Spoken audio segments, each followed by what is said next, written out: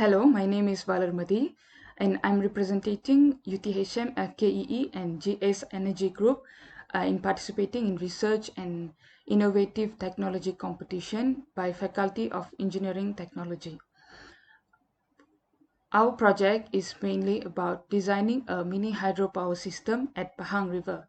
We are focusing on hydropower mainly because of its sustainability and green energy source. There are many advantages of the hydropower, which mainly focus on green energy generation and its reliability.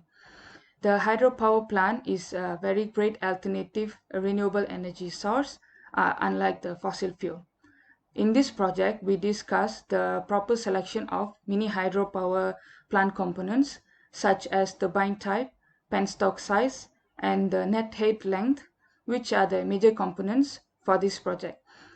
This project is mainly focused and designed for the Pahang River, which is located at Temerloh. The novelty and invention for this project is mainly focused on the low energy usage and green energy.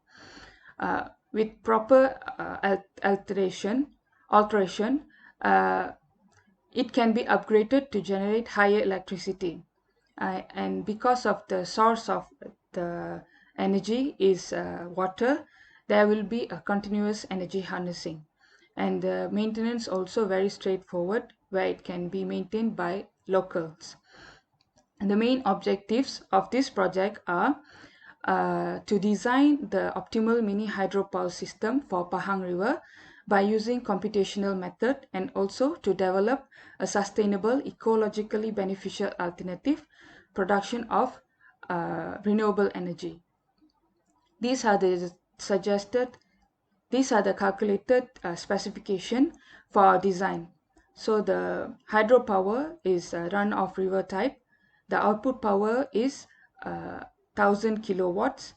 The net height is 3.24 meters. Turbine is classified as reaction, and the type is Kaplan. The detailed specification of penstock is the material that will be used is PVC. The length of the penstock is 10 meters. The diameter is 2.23 meters, and the minimum wall thickness is 8.045 millimeters.